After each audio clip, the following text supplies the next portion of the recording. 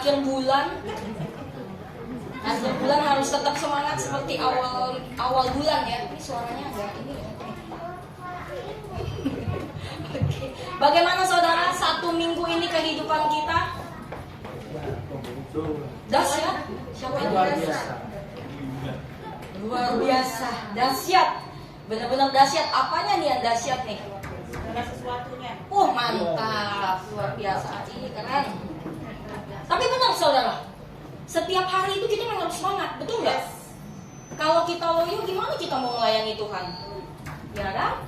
Kita harus tetap semangat. Apapun yang terjadi, tetap semangat. Gimana kita mau merubah dunia saudara kalau kita aja nggak semangat? Betul? Bagaimana cara kita mau mengubah dunia kalau kita aja nggak semangat? Kalau kita yang masih loyo, aduh Senin lagi, ketemu bos lagi, ketemu ini lagi, aduh ngerjain ini lagi, nggak ada yang lain apa? Boleh nggak Tuhan kalau bisa tuh Jumat, Sabtu, Minggu, Jumat, Sabtu, Minggu, Jumat, Sabtu, Minggu. Kalau bisa begitu terus ya saudara ya, enak tuh kayak gitu. Weekend sepanjang hidup, nggak perlu kerja, nggak perlu sekolah, nggak perlu kuliah, nggak perlu ngapa-ngapain di rumah, pokoknya senang-senang terus.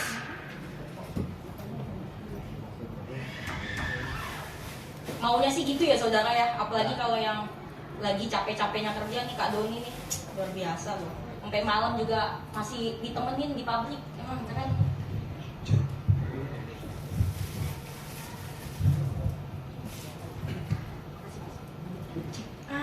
Oke, ini lebih asik.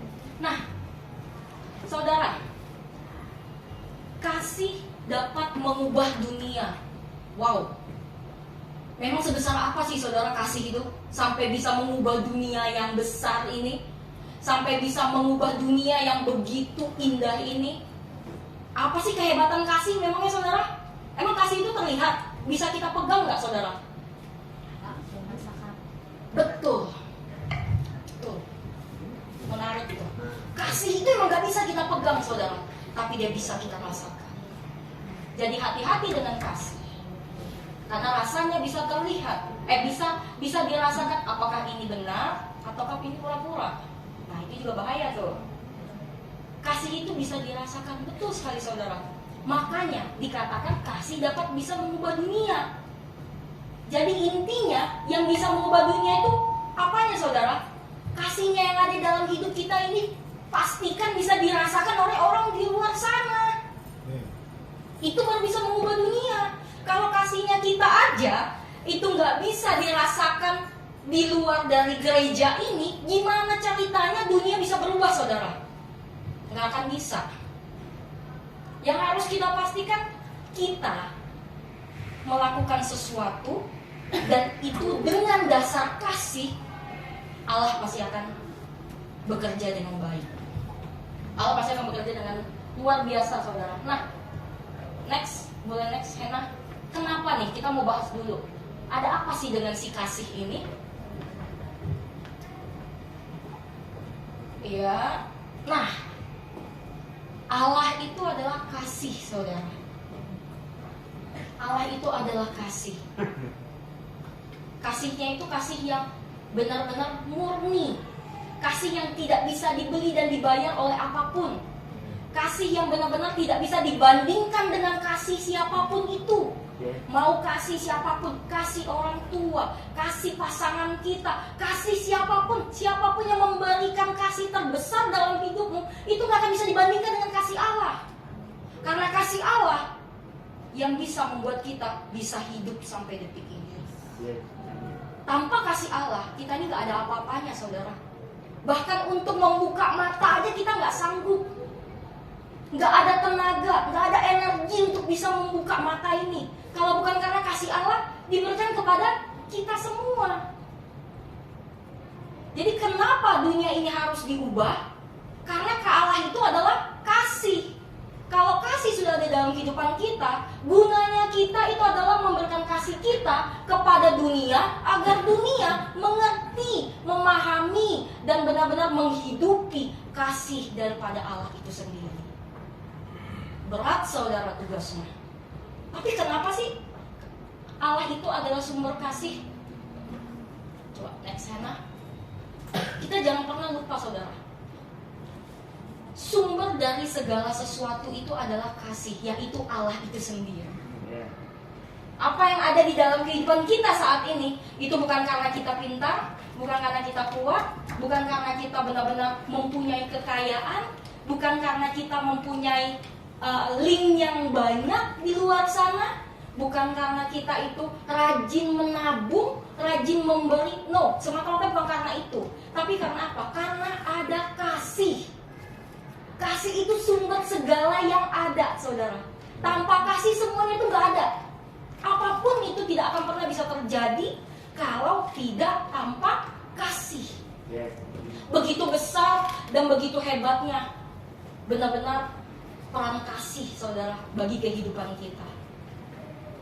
Seberapa banyak kita yang sering di sini mengatakan bahwa rasanya susah mengasihi dia. Ada? Saya doang, yang lainnya luar biasa. Sudah lulus dalam ujian mengasihi. Ampuni aku Tuhan. Kalau kata pastor apa? Tambahkan iman. Amin. Seringkali kita merasakan gitu kan saudara. Saya sendiri aja begitu. Aduh Tuhan, susah nih. Yang ini susah nih. Boleh gak yang ini aja Tuhan mengasihinya? Yang ini lebih enak. Gak harus kayak terlalu dah. Yang ini gak bisa Tuhan. Tolonglah Bapak. Yang ini aja. Sering banget kita itu minta toleransi daripada Tuhan. Benar saudara? Padahal toleransi sebesar apa lagi yang harus Tuhan berikan kepada kita? Setiap kita melakukan dosa diampuni kalau kita minta maaf. Betul? Pengampunan Allah itu unlimited. Gak ada batasnya. Tapi ingat, yang sering kita bahas, Tuhan itu murah hati. Betul? Setuju? Tapi Tuhan itu gak murahan. Tuhan itu murah hati, ya betul. Gak ada yang punya hati seperti Kristus, gak ada. Gak ada yang punya belas kasihan setinggi Kristus tuh gak ada. Hanya Kristus satu-satunya yang punya. Bahkan di saat kita melakukan kesalahan yang sama berkali-kali, kita datang minta ampun kepada Tuhan. Tuhan maafin aku. Aku tadi ini rasanya kayak lost control gitu loh Tuhan untuk melakukan kesalahan ini. Aku gak bisa tahan tadi, Tuhan maafin aku janji besok aku gak gitu lagi. Tuhan maafin gak saudara? Maafin. Tapi apa yang kita kasih ke Tuhan? Besoknya kita prank Tuhan saudara secara gak langsung. Pas kita ngelakuin kesalahan yang sama lagi, lupa sama janji manis kita yang sebelumnya. Siapa yang suka janji-janji manis? Pastikan ya benar-benar manis. Jangan terlalu manis akhirnya anak bahaya, nanti diabetes. Itu sumber dari segala penyakit saudara soalnya. Nah, kita harus mengerti dulu saudara konsep bagaimana cara kita atau mengapa kita harus mengubah dunia. Karena Allah itu adalah kasih. Dan sumber dari segala sesuatu yang ada itu adalah kasih atau Allah itu sendiri. Oleh karena itu, kita harus kasih tahu ke dunia agar dunia bisa paham, agar dunia bisa mengerti, dan yang lebih terpenting agar dunia bisa menghidupi kasih yang sejati daripada Allah itu sendiri. Itu yang harus kita lakukan, saudara. Makanya kenapa kita harus mengubah dunia. Bisa nggak saudara kalau kita mengubah dunianya langsung kayak dengan kita membaca firman setiap hari, kita ikut komsel setiap Sabtu, terus kita ikut doa malam setiap Jumat, terus kita ikut lagi doa pagi setiap Sabtu pagi. Hanya sebatas itu bisa nggak saudara dunia berubah? Nggak bisa. Kenapa nggak bisa saudara? Karena itu bisa saja jadi rutinitas. Tapi di saat kita melangkahkan kaki kita keluar, kita melihat ada orang yang butuh bantuan, tergerak belas kasihan kita saudara, di situ dunia akan berubah. Karena apa? Ada kasih Kristus yang dinyatakan bagi dunia ini melalui saya dan saudara semua. Amin. Next, Hana. Terus ada apa aja sih? Kasih. Ada apa dengan kasih, Hana? Boleh semuanya? Oke. Ternyata kasih itu ada berapa macam saudara? Ada Oke, berarti serius. Kasih itu ada 4. Yang pertama kasih agape, kasih yang gak akan pernah bisa kita tandingi, kasih yang gak akan pernah bisa kita balaskan kebaikannya. Karena kasih itu hanya murni Allah saja yang punya. Yang kedua itu adalah kasih storge. Storge ini antara hubungan keluarga, orang tua, ibu dan anak, ayah dan anak, pokoknya antara anak dan orang tua. Dekat saudara hubungan anak dan orang tua? Dekat, tapi tidak bisa menandingi kasih agape. Yang kedua itu kasih filia. Kasih filia itu kayak kita, saudara. Kasih saya ke saudara, kasih saudara ke saya. Tapi benar nggak? Saya nanti GR lagi. Saudara mau ngasih saya nggak? Amin. Dalam hati aja jawabnya. Jangan jawab di sini. Masih di atas mimbar, saudara. Takutnya nanti. Oke. Nah, kasih filia itu antara kita, saudara. Bagaimana kita benar-benar antara persaudaraan, tali persaudaraan antara seperti kita, saudara dan saya. Dan yang ketiga, yang terakhir itu adalah kasih eros. Ya, contohnya lagi ngajar sekolah minggu. Nggak tahu saya contoh lain di sini siapa yang masih anak muda. Kasih eros itu antara lawan jenis, saudara. Pasangan yang di sini sudah punya pasangan atau mencari pasangan atau pasangannya berpasangan, nah nggak tahu lah itu ya. Nah itu namanya kasih eros. Bukan itu yang Tuhan maksud. Yang Tuhan maksud itu adalah kasih agape. Kasih yang bisa dikatakan itu bukan bisa dikatakan, saudara, tapi kasih yang sempurna. Kenapa? Karena tak ada cacat celah di dalam kasih itu. Kalau kasih storge, filia, eros pasti masih ditemukan mengecewakan, saudara. Betul? Karena masih kasih antara manusia. Kalau di pelajaran apa tuh SMA tuh yang simbiosis tuh, kalau bisa saya katakan simbiosis mutualisme. Kalau bahasa kasarnya ya, saudara. Ya, karena ada sesuatu yang kita harapkan, betul nggak? Bener dong, nggak mungkin enggak. Tapi kalau kasih agape tidak, saudara. Benar-benar murni Allah itu memberikan kasih yang gak bisa kita bayar pakai apapun. Kebaikan kita, kesetiaan kita sekalipun, saudara, itu tidak bisa membayar sedikit pun nilai kasih agape. Bahkan sampai kita nanti pun dipanggil Tuhan, kita dalam keadaan benar-benar melayani Allah, itu belum bisa membalas sedikit pun kasih agape, saudara. Bayangkan segitu besar dan segitu murninya kasih agape. Makanya jangan main-main dengan kasih agape. Itu bukan sekedar kasih yang cuma-cuma Allah berikan, kamu bisa hidup kudus, kamu sudah aku tebus. Enggak sekedar yang seperti itu, saudara. Ada tanggung jawab yang besar yang harus kita lakukan. Apa itu? Yang kita bahas. Mengubah dunia. Bukankah mengubah dunia ini seperti amanat agung, saudara? Allah menyuruh kita untuk pergi. Ngapain kita, saudara? Jalan-jalan. Kapan lagi? Kita disuruh pergi, saudara, beritakan Injil. Tapi aku nggak bisa ngomong. Loh, nggak bisa ngomong gimana? Orang kamu waktu ngasih tahu nggak bisa ngomong itu kamu lagi ngomong. Gimana tuh? Nggak perlu dengan pengetahuan yang begitu tinggi, saudara, untuk kita bisa menginjili orang lain. Benar? Tapi di saat kita punya sikap hati yang benar, kita punya respon yang benar, kita punya hati yang benar-benar, ya Tuhan, ini bagianku, aku mau dia terima Tuhan. Aku mau kasih Tuhan juga ada bagi dia. Aku mau bisa berdampak bagi dia. Saat itu, saudara, kasih itu bisa mengubah segalanya. Saat itu juga kita lagi memberikan Injil kepada orang lain. Amin. Jangan terlalu tegang, saudara.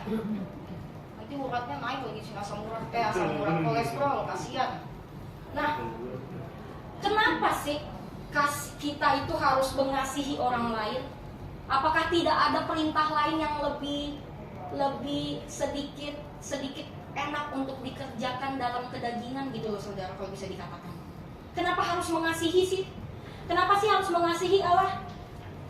Kenapa nggak yang lain sih perintah Allah? Atau yang lain tuh kayak kamu harus menjadi Orang yang terpintar di dalam kuliahmu atau di dalam sekolahmu atau menjadi orang terrajin di dalam pekerjaanmu. Kenapa nggak itu yang Allah minta? Tapi yang Allah minta, kamu harus mengasihi orang lain. Kenapa kira-kira saudara? Ada yang tahu nggak kira-kira kenapa? Kenapa ya kok saya tuh harus mengasihi orang lain tuh karena apa gitu? Emang ada hal apa yang mau Tuhan kasih tahu ke kita? Apa Hena katanya Hena? Kenapa kita harus mengasihi Hena? Oh, karena Allah sudah mengasihi kita terlebih dahulu, saudara. Jadi nggak ada alasan kita untuk tidak mengasihi. Amin. Karena Allah sudah mengasihi kita terlebih dahulu. Karena itu kita harus mengasihi. Tapi susah, ya. Nggak ada kok proses yang dibilang mudah, saudara. Namanya proses itu pasti susah. Dan itu pasti menyakitkan di daging, betul? Nggak ada namanya kita mengikuti Kristus, kita melakukan firman, tapi daging kita enak banget nih. Kayaknya itu ada yang salah. Itu ada yang salah. Pasti itu sangat menyakitkan di daging kedagingan kita, tapi segar buat jiwa kita. Kita harus mengasihi karena Allah sudah terlebih dahulu mengasihi kita. Atau bisa dikatakan, kalau kita tidak mengasihi, bagaimana caranya kita menyampaikan kasih kepada dunia, saudara? Kalau kita nggak mengasihi terlebih dahulu, nggak bakal bisa dunia merasakan kasih kita. Boro-boro kita mau mengatakan dunia akan berubah, kasihnya aja nggak nyampe, saudara. Kasih itu harus dipraktekkan. Kalau kita sudah dapat kasih Allah, jangan hanya dipegang di kita aja terus. Udah di aku aja. Atau aku mau mengasihinya udah keluarga aku aja. Yang paling bisa mengerti aku. Yang lain tuh pasti nanti lain-lain tuh pembicaranya. Enggak gitu, saudara. Kasih yang Allah berikan kepada kita itu harus kita sebarkan ke seluruh dunia. Ke tetangga, ke rekan kerja, ke teman di sekolah, teman di kuliah, dalam pergaulanmu, dalam rumah tangga juga. Semua koneksi harus kita sebarkan kasih itu, saudara. Agar mereka bisa merasakan bahwa kasih Allah itu ini ya.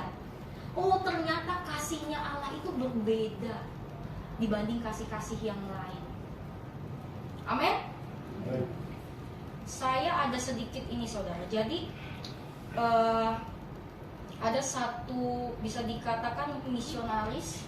Dia itu pencipta hampir 8.000 atau sampai 9.000 himne lagu. Namanya Fanny Crosby. Kalau nggak salah ya. Kalau nggak salah itu namanya Fanny Crosby.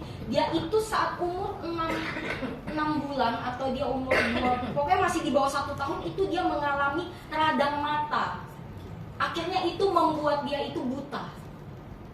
Dan buta itu permanen, saudara. Ada satu lagunya yang mungkin Hena coba.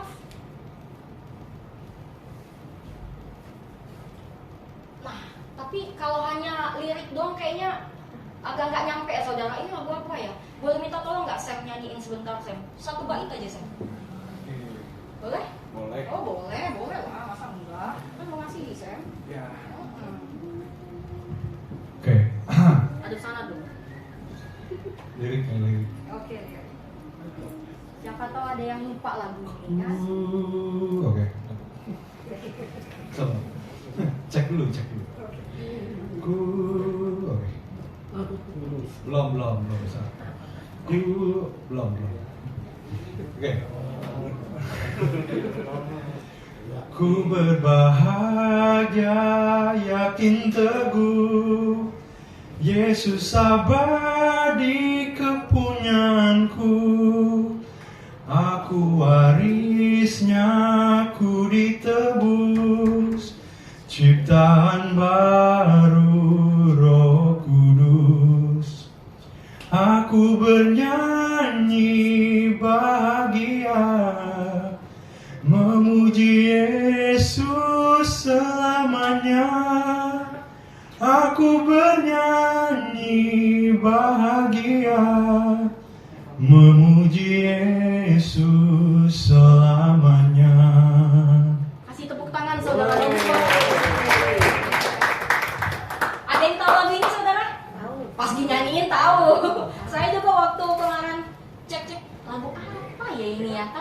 liriknya tuh nggak asing. Pas dengerin, oh lagu ini lagunya bagus saudara. Tapi lagu lama sih setahu saya sih ya. Ini lagu lama. Nah, Fanny ini saudara, saat dia dulu buta, dia itu akhirnya tinggal sama neneknya karena papanya itu meninggal saat dia umur, kalau nggak salah itu di saat dia 6 tahun. Dia akhirnya tinggal sama neneknya dan dia itu dicekokin terus tuh tentang firman Tuhan, tentang isi Alkitab tuh dikasih tahu terus sama neneknya. Nah itu yang membuat dia akhirnya nulis lagu.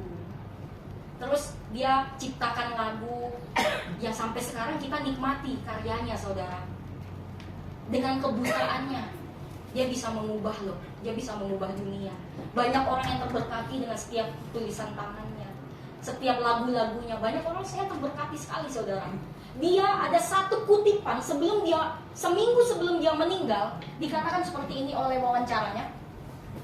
Bu, apakah tidak ada rasa penyesalan dalam hidup ibu? Ibu tidak bisa melihat dari umur 6 bulan sampai ibu sekarang sudah umurnya 91, kalau nggak salah 91. Apakah tidak ada rasa penyesalan bu? Apakah ibu tidak mau melihat isi dunia yang sangat indah ini? Kata wawancara itu. Saudara tahu nggak? Fanny ini jawabnya apa? Dia bilangnya begini. Tidak ada rasa kecewa sedikit pun yang saya rasakan di saat saya mendengar bahwa saya harus buta permanen. Justru saya bangga dan saya bahagia di saat nanti saya akan kembali ke rumah Bapa. Wajah yang pertama kali bisa saya lihat adalah Juru Selamat saya. Luar biasa saudara. Wah itu keren banget buat aku. Ada ya orang yang buta aja saudara, dia menganggap itu bahwa satu hal anugerah buat dia. Ya kita yang bisa melihat, bisa mendengar, bisa berpikir, bisa tangan digerakkan, kaki digerakkan, tapi malas pergi gereja. Tapi malas datang komsel. Tapi malas mau datangin temannya di saat temannya butuh bantuan. Malu gak saudara? Malu. Bisa dikatakan miris. Dengan kita yang bisa dikatakan sempurna untuk anggota tubuh, tapi kita malas untuk memberikan Injil ke luar sana.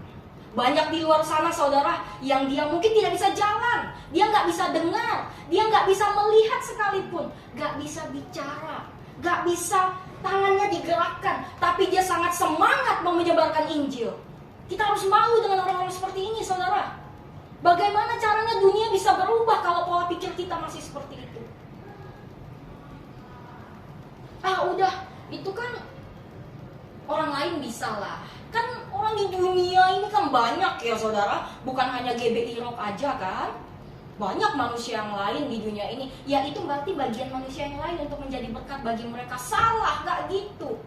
Siapapun di depan kita, kalau memang mereka butuh bantuan, tolong saudara. Terlepas nanti itu motivasi hatinya itu mau mempermainkan kita, mau mengecewakan kita, atau mau menginjak-injak kita, kesampingkan itu saudara. Yang penting lakukan bagian kita, lakukan kebaikan, perbuatan baik, karena kasih sudah ada di dalam hati kita, di hati kita. Sulit, ya. Melakukan perintah Tuhan tuh gak ada yang mudah saudara. Semua sulit, bukan berarti tidak bisa. Itu bonus yang Allah berikan kepada kita saudara. Ya sulit, susah, jatuh bangun, jatuh bangun, jatuh bangun. Ya pasti. Tapi yang Tuhan janjikan, Tuhan pasti mendampingi kita sampai akhir. Yang terpenting adalah kitanya. Mau gak kasih tangan kita ke Tuhan untuk dipegang, dituntun menjalankan apa yang Tuhan mau. Kalau kita udah kasih tangan kita ke Tuhan, jangan lagi kita yang narik Tuhan untuk ngikutin rencana kita. Ikutin Allah mau ajaknya kemana. Allah mau ajaknya lewat jalan batu-batu, jalan. Allah mau ajaknya jalannya itu benar-benar bikin kaki capek rasanya, jalan. Ngikut Tuhan tuh memang begitu saudara. bisa dikatakan enak. Enggak, enaknya nanti pas kita udah sama-sama dengan Tuhan, itu bukan enak lagi, tapi sudah sempurna. Amin saudara. Jadi kita jangan mau kalah sama misionaris yang tadi saudara, yang si Fani tadi. Aduh, dia buta aja dia bisa mengatakan itu adalah keajaiban, itu anugerah buat dia. Bahkan saudara, pas saya cek itu beberapa kali biografinya, dia pernah mengatakan seperti ini, justru saya beruntung saya tidak bisa melihat, karena kalau saya bisa melihat, mungkin saja saya sekarang ini tidak menyanyi untuk Allah. Karena begitu banyak kenikmatan dunia yang ditawarkan ke saya, dan saya malah memilih itu daripada melayani Yesus. Wow, keren saudara. Nggak perlu harus jadi musisi saudara, nggak perlu. Apalagi suara saya yang di bawah standar ini nggak bisa untuk nyanyi-nyanyi kayak gitu saudara. Jadilah berkat dengan apa adanya. Apa yang bisa kita lakukan, jadilah berkat di situ. Kalau memang nggak bisa untuk misalnya dari berkhotbah, kan ada beberapa orang yang memang ya dia talentnya itu. Gak apa-apa saudara, dengan saudara itu dengerin temanmu. Ini kayak anak-anak muda sekarang ini kan pasti sering tuh, aku lagi butuh teman untuk curhat nih, bisa nggak temenin aku sebentar? Oh iya, oke. Tapi jangan pula dia bilangnya dengerin teman curhat jam 2 malam, saudara iyain ya, jangan tidur. Kalau di bawah jam 10, jam 11 boleh lah dengerin. Oh iya saudara, terkadang seseorang yang sedang mengalami beban berat itu hanya butuh didengarkan. Rasanya kayak, wah, plong. Terlepas nanti kita memberi saran atau enggak, biasanya itu ada beberapa orang yang enggak apa-apa. Yang penting didengarkan dulu. Karena rasanya itu kayak nyesek di dalam dada sini loh saudara. Tapi pas dia cerita, iya aku tuh gini, ini gimana dia pas dia udah selesai. Tapi jangan juga di saat dia bicara, lah itu masalah kamu, lah kamu gimana sih kurang beriman, nggak bisa. Jangan begitu juga. Disuruh pulang kita saudara, dipesenin Gojek nanti. Cukup dengarkan. Setelah dia selesai berbicara, baru di situ kita beraksi. Iya. Apapun yang terjadi dalam hidupmu, percayalah semua seizin Tuhan. Terkadang saudara, satu kalimat itu bisa buat hatinya kayak cus. Wah, ternyata masih ada yang penting ya, masih ada yang mementingkan hidupku ya. Ada. Kita sering banget bilang gak ada yang peduli sama aku, gak ada yang sayang sama aku, gak ada yang mau aku hidup. Siapa bilang? Kalau Tuhan gak mau kamu hidup, ngapain Tuhan ciptain kamu? Aduh, pusing kan? Next sana. Setelah ini apa? Dunia. Nah, dunia asik saudara. Kalau berbicara tentang dunia ini biasanya enak, karena dunia itu adalah hal-hal yang nikmat, hal-hal yang mengenyangkan kedagingan kita, hal-hal yang membuat kita kayak fly, terbang. Nah itu dunia. Tapi apa sih dunia itu Hena sebenarnya? Mau tahu nih? Ada banyak, tenang. Kita hanya baca yang terakhir, yang 1-4 nggak usah. Yang kelima ya. Itu dikatakan segala saudara, bukan sebagian, segala itu apa? Semua. Terus dikatakan yang bersifat kebendaan yang tidak ke dunia, nggak kekal saudara. Buat apa kita kejar dunia? Ini informasi nih dari KBBI, dunia tuh nggak kekal. Buat apa kita kejar? Kejar yang kekalan saudara, kejar yang kekekalan. Gak usah berlomba-lomba untuk bisa mengejar dunia, karena dunia gak akan bisa kita pegang saudara. Terlalu besar, terlalu rumit, itu gak kekal. Jadi kalau misalnya kita punya pemikiran sekarang, oh ya aku harus menjadi yang terbaik, bahkan bisa dikatakan banyak orang yang mengatakan, bisa gak ya aku menjadi orang yang terpintar di dunia ini, biar aku bisa mengatur semua yang ada di dunia ini sih menjadi bekerja di sini, ini kerja di sini, nanti aku bakal bangun ini, aku akan bikin ini, aku bikin ini, semuanya itu harus di bawah kontrolnya aku. Infonya itu dunia nggak kekal. Buat apa capek-capek kita menghabiskan sisa hidup kita ini untuk hal yang tidak kekal, saudara. Tapi bukan berarti, oh iya dunia nggak kekal, ya udahlah balik ke kekekalan aja lah. Nggak gitu juga. Kalau belum waktunya jangan dicoba-coba ya saudara. Jangan, belum waktunya. Tunggu waktunya Tuhan sendiri yang akan datang. Nggak usah buat waktu-waktu sendiri, itu bahaya. Kalau memang sampai saat ini kita masih bisa bernafas, berarti masih ada hal yang Tuhan ingin nyatakan dalam kehidupan kita untuk dunia ini, saudara. Yaitu apa? Mengubah dunia tadi. Dengan apa? Dengan kasih yang tadi Allah berikan, saudara.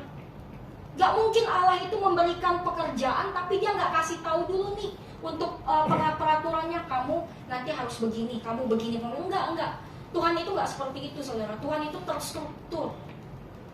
Dia nggak asal-asalan. Yang asal-asalan itu kita.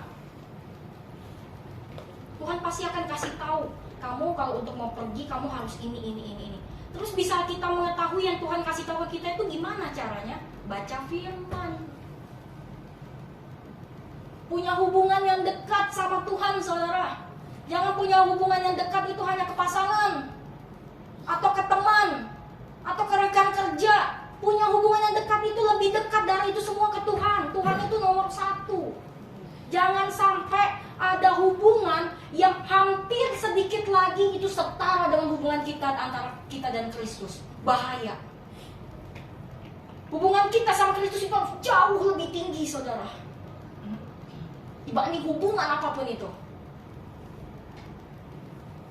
Tapi bukan berarti ya udahlah, aku gak mau lah temenan sama kamu lagi, aku cuma mau hubungannya sama Tuhan aja. Ya gak gitu. Kita di dunia ini juga makhluk sosial, kita butuh berinteraksi. Kalau gak ada kita menjalin hubungan, kita interaksinya sama siapa, saudara? Maxi, betul. Masa ya kita kayak Tarzan di kebun sih, di hutan. Interaksinya sama yang di hutan-hutan, saudara. Janganlah, banyak nyamuk. Sini aja. Semalam itu kemarin, bener ya? Kemarin hampir Sabtu itu kita ada nonton nobar anak-anak KGC. Ini yang muda-muda kita harus join ke KGC ya, karena kalau misalnya di dalam sini doang kan kurang seru kan. Kita masih terbatasi dengan TikToknya ini begini nih, tapi kalau di KGC itu kita bisa ngomong apa aja, kita bisa cerita tentang apa aja, kita bisa saling menguatkan, kita bisa sama-sama. Kemarin itu kita nonton ada satu film yang kita tonton, terus saya ada tanya beberapa ke anak-anak itu yang KGC, kesimpulan kamu nonton ini apa? Wah, kita harus punya kesetiaan. Wih, bagus, betul. Kita harus menjadi orang yang nurut. Benar. Kita harus menjadi dampak. Betul. Itu hal-hal yang di luar pemikiran saya, saudara, jawaban-jawaban saya. Karena saya pikir mungkin dapatnya ya kita harus ikutin aja apa yang Tuhan mau. Enggak, tapi ada kesetiaan. Terus ada harus taat. Ada yang mengatakan taat juga. Itu bagus, saudara. Karena secara gak langsung di saat mereka mengeluarkan itu berarti, oh, mereka pikirkan dulu tuh, kalau begini berarti aku harus gimana ya. Yang saya maksud, di saat kita berkumpul bersama, kekuatan kita jauh lebih besar, saudara, dibanding kita sendiri. Kalau kita mau mengubah dunia sendiri itu sulit, atau bisa dikatakan mustahil. Kita harus sama-sama, saudara. Sama-samanya siapa? Kita, saudara, seiman ini. Kita harus punya pemikiran yang sama, tekad yang sama, karena kan kasih kita sama. Allah kita sama, betul? Atau ada Allah kita yang berbeda? Enggak kan? Nah, Allah kita kan sama. Kita harus punya tekad yang sama untuk bisa mengubah dunia itu. Karena dunia itu kejam, saudara. Sekarang dunia itu makin mengarah ke bobrok, kalau bisa dikatakan. Mau hancur. Kalau lihat-lihat di berita itu rasanya kayak, aduh lebih bagus gak usah ditonton deh. Bikin pusing. Ada aja ini yang pembunuhan, percabulan, apalagi penculikan, bencana alam. Baru beberapa waktu kan ada bencana alam itu di mana di luar negeri yang benar-benar itu, aduh, di kota di luar negeri ada tuh yang benar-benar dia sampai tsunami. Wow, keren banget itu. Benar-benar membuat saya tercengang. Tuhan, kalau itu terjadi saya ngapain ya? Saya mau lari juga pakai mobil nggak bakal bisa terkejar gitu. Ada rasa kayak, aduh, gimana ya? Apa Tuhan udah mau deket ya? Ada rasa seperti itu, saudara. Dunia ini semakin jahat, saudara. Alkitab yang mengatakan gak ada yang semakin baik. Yang harus semakin baik itu kita. Kalau dunia itu gak akan, dunia itu akan semakin jahat. Terus cara kita bisa mengubah dunia itu gimana? Gimana Hena cara kita bisa mengubah dunia, Hena? Coba kita bahas sama-sama. Kita baca dulu. Boleh satu orang yang baca? Siapa aja? Ben aja deh. Ben lagi fokus banget soalnya. Boleh deh. Kolose 1 ayat 6. Yang sudah sampai kepada kamu, Injil itu berbuah dan berkembang di seluruh dunia. Demikian juga di antara kamu, sejak waktu kamu mendengarnya, mengenal kasih karunia Allah dengan sebenarnya. Amin. Injil sudah sampai ke dunia, saudara. Bahkan sudah tersebar di dalam dunia. Berarti itu sudah warning buat kita. Ini udah saatnya lagi nggak main-main, saudara. Udah saatnya kita itu harus cepet-cepet kerjanya. Udah nggak bisa yang santai-santai lagi, nggak bisa. Karena dunia semakin lama sudah mau semakin hancur. Udah waktunya kita harus bawa Injil itu ke dunia sana. Tapi mulainya dari siapa dulu? Dari kita. Kalau kita mau mengubah dunia, pastikan itu ubahnya dari kita dulu. Gak akan bisa, saudara, dunia itu menjadi berubah kalau di kitanya aja gak berubah. Amin. Sama-sama kita mau berubah dari kita dulu. Gimana Hena caranya, Hena, untuk mengubah dunia? Ada 3M. Kalau waktu zamannya COVID, 3M itu apa ya, saudara? Pakai masker, mencuci tangan, M-nya sama lagi apa? Menaati protokol ya? Menaati protokol ya kan, jaga jarak itu menaati protokol kan, bener kan? Ternyata mengubah dunia juga 3M, saudara. Apa aja M-nya, Hena? Yang pertama tuh apa, Hena, M-nya? Waduh, kenapa dia berbalik begitu? Oke. Mengubah pola pikir. Cara pertama yang harus kita lakukan adalah ubah pola pikir. Pola pikir yang salah, yang keliru, itu harus diubah. Kalau kita selama ini berpikir tugas untuk mengubah dunia itu kan bukan hanya saya, orang lain aja. Orang lain kan banyak, saya nanti aja. Itu harus diubah.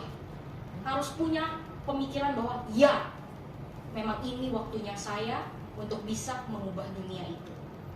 Ubah pola pikir. Caranya gimana? Dari hal yang sederhana aja gak apa-apa. Gak usah harus yang, oh berarti saya harus berangkat sampai ke ujung dunia. Ujung dunia apa tuh? Terus saya di sana saya kasihin Alkitab ke orang-orang. Gak usah, saudara. Mahal ongkosnya. Mulai dari yang sederhana aja. Sudah jadi teladankah kita di kantor? Sudah jadi teladankah kita di perkuliahan kita? Di kampus kita? Sudah jadi teladankah kita di keluarga kita? Sudah jadi teladankah kita di antara tetangga kita? Sudah jadi teladankah kita di antara teman-teman sekolah kita? Itu aja yang sederhana. Kalau untuk lingkup yang kecil aja kita belum melakukan, kita nggak usah mimpi sampai ke ujung jauh-jauh sana, saudara. Yang ini aja dulu. Yang lingkup yang kecil aja dulu. Wah, berat banget sih kayaknya disuruh mengubah dunia. Dunia aja segede itu, saya sekecil ini. Berat memang, saudara. Ngikut Tuhan ya kayak gitu. Sangkal diri, pikul salib. Kita itu terima untuk enak-enaknya itu nanti di ujung. Kalau kata peribahasa itu bersakit-sakit dahulu, bersenang-senang kemudian. Jadi sekarang harus sakit-sakit dulu. Sakitnya ini dalam konotasi apa, saudara? Sakit saat kita melakukan firman tapi ditentang sama orang lain.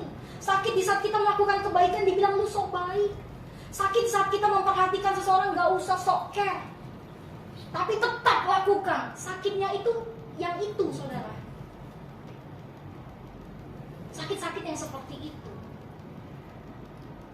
nggak usah pikirkan yang senangnya dulu. Cukup yang dalam pikiran kita itu adalah saat aku melakukan seperti ini, yang aku tahu Allah selalu bersamaku sampai ujung nanti.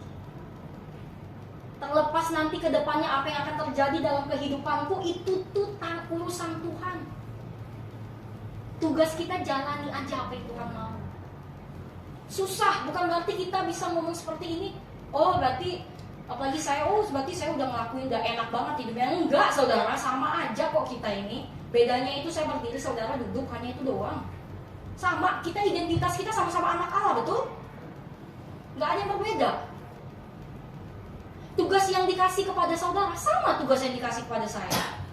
Tanggung jawab saudara juga sama tanggung jawabnya seperti saya. Jadi nggak ada yang berbeda. Jadi jangan mengatakan porsinya dia lah lebih banyak, kan dia kan bagian pendeta. Oh enggak saudara, nggak ada yang seperti itu. Tuhan itu tahu porsi kita masing-masing. Cukup kita dengan mangkoknya kita aja, nggak usah lihat mangkok yang lain. Kalau memang Allah mengatakan kita harus pergi, pergi. Terus nanti pas di sana ternyata kita babak belur, hancur-hancuran, jatuh bangun, gak apa-apa saudara, gak masalah. Yang terpenting kita tetap lakukan apa yang Tuhan mau. Hanya itu yang paling penting, merubah pola pikir. Kalau saudara coba bayangkan, kalau pola pikir kita satu dunia ini sama, bahwa pemikiran kita adalah kita harus bisa memberikan dampak, memberikan kasih kepada dunia ini. Wah, enak banget kita bergerak ya saudara, bener nggak? Tapi kan sulit untuk satu dunia. Ya nggak usah sampai satu dunia dulu. Kita aja dulu saudara, dalam lingkup saudara seiman ini. Punya pemikiran kita di saat keluar nanti dari gereja, kita harus jadi berkat. Salah satu cara kita bisa mengubah dunia itu kan kita harus jadi berkat, betul? Di saat kita menjadi berkat, saat itu juga kasih terasa, benar saudara? Iya. Pastikan apa yang harus kita lakukan, terus apa yang kita kerjakan, apa yang harus kita rancangkan, semuanya itu semua harus bermuara ke Allah, bermuaranya ke Tuhan.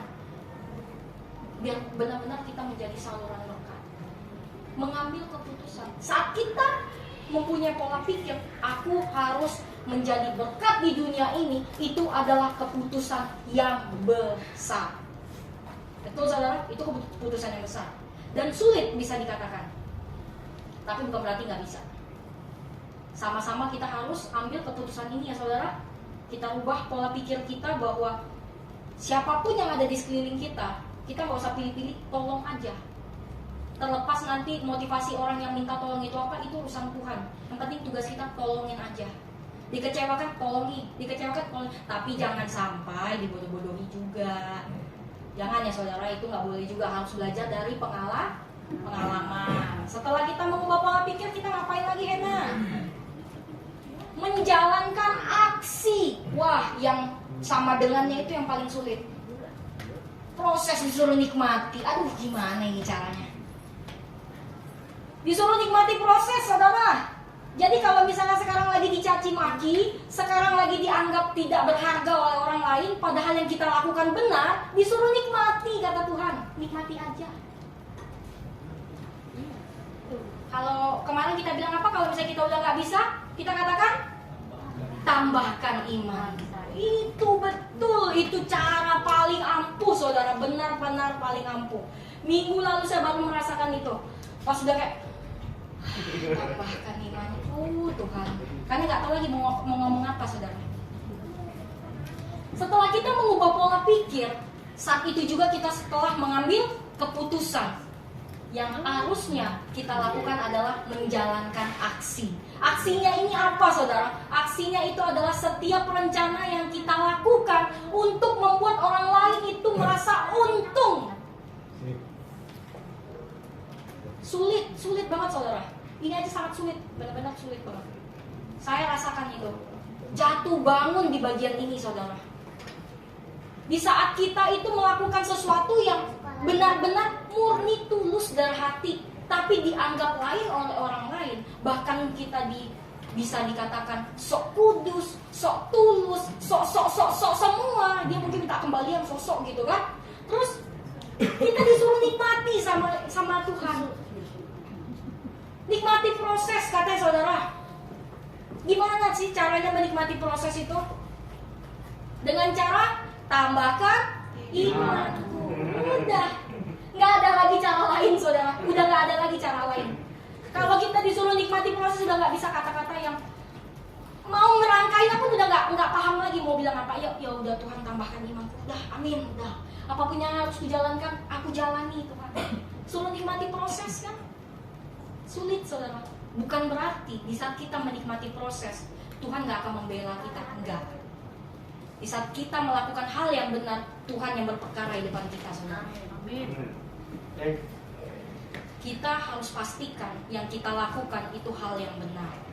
Kalau kita lakukan hal yang benar, gak usah peduli orang mau ngomong A, B, C, D, E, F, G, sampai Z. Cukup itu dengarkan, ya udah. Jadikan itu pacuan untuk kita bisa bekerja lebih baik lagi, jadi berkat lebih besar lagi. Itu yang harus jadi pacuan. Setiap caci makian orang, setiap tuduhan orang yang gak benar, setiap apapun orang yang mengintimidasi ke dalam kehidupan kita, jadikan itu pacuan, saudara, untuk hidup kita, bahwa kita bisa lebih baik dari yang mereka katakan. Sebenarnya kalau ada orang yang ngomongin saudara padahal hal itu gak benar, berita baiknya ya saudara, ini saya kasih tahu, dia tuh ngefans sebenarnya sama saudara. Karena dia meluangkan waktu lebih yang bisa dia pakai untuk hal yang lebih berguna, untuk mikirin saudara. Loh, itu bukan ngefans. Malah enggak. Harusnya saudara beruntung. Beruntung. Kalau dicaci maki, wah, makasih loh, kamu, dia berarti ngefans sama saya. Itu cara saya mengobati hati sendiri sih saudara. Kalau misalnya ada hal-hal yang apalagi ini, ya udahlah, kamu fans sama saya, yang apa. Karena kan waktu yang dia pakai untuk menuduh kita, omongin kita yang nggak benar, tapi pastikan dulu yang dikatakan ini nggak benar ya saudara. Kalau ternyata benar ya nggak lucu juga, itu mah buat si mahkamah itu jatuhnya. Dia mau ngomongin hal yang nggak penting, kan ada waktu yang dia pakai ini bisa dia lakukan untuk melakukan hobi dia mungkin, jalan-jalan mungkin atau apapun, tapi dia pakai untuk itu. Ya dia ngefans sama saudara, itu artinya. Bersyukur aja, nikmati. Kalau misalnya sudah nggak sanggup, langsung katakan tambahkan iman. Nah, yang terakhir ini apa Hena? Memang 3M, mengubah pola pikir. Saat itu juga kita mengambil keputusan, menjalankan aksi, disuruh menikmati proses, hal yang paling sangat tidak masuk di logika manusia. Dan yang ketiga disuruh ngapain lagi Hena? Apakah makin sulit? Waduh, menghidupi konsistensi. Sulitnya minta ampun saudara. Semua sesuatu, segala sesuatu, apapun lah itu yang dikatakan konsisten itu sulit. Karena apa? Konsisten itu kan gak boleh putus. Terus jatuh bangkit lagi, jatuh bangkit lagi, jatuh bangkit lagi, terus gak ada kata putus, gak ada ujungnya. Itu konsisten. Sampai nanti pas ketemu Tuhan bilang, cukup nak, kamu lulus. Wah, hal paling sulit saudara, ternyata dibungkusnya dengan konsisten. Karena di saat kita merubah pola pikir kita dengan benar, terus kita sudah mengambilkan keputusan yang baik, terus kita menjalankan setiap hal yang membuat orang lain bisa untung. Di saat kita menjalankan hal yang membuat orang lain untung, kita mengalami cacian, kita mengalami tuduhan, kita mengalami cacian, diinjak segala macam. Kita diminta Tuhan untuk nikmati proses itu. Ternyata Tuhan katakan terus lakukan sampai akhir. Saat 3M tadi saudara, kalau kita kerjakan dengan bersungguh-sungguh dan sama-sama, lebih tepatnya, mungkin nggak dunia akan berubah saudara. Mungkin, bukan mungkin, pasti. 3M rasanya 300M, saking sulitnya. Mau kita sama-sama melakukan, mempraktekkan 3M ini saudara? Kita praktekannya ini dalam kehidupan kita masing-masing. Kalau sekarang status kita menjadi pelajar, ya lakukan 3M ini di dalam sekolah, kampus. Kalau misalnya statusnya ini adalah orang kerja, ya lakukan ini dalam kantor. Kalau misalnya orang tua, ya lakukan di dalam keluarga. Menjadi anak, lakukan sebagai anak. 3M ini. Saat kita melakukan 3M ini, akan ada perubahan yang besar yang akan terjadi di dunia ini. Dan semua orang akan mengatakan, Yesus itu nyata. Mereka baru akan menyatakan bahwa Yesus itu nyata. Karena apa? Kasihnya dirasakan sampai ke ujung. Amin, saudara? Terus setelah ini kita disuruh ngapain ya, Nak? Udah capek nih rasanya.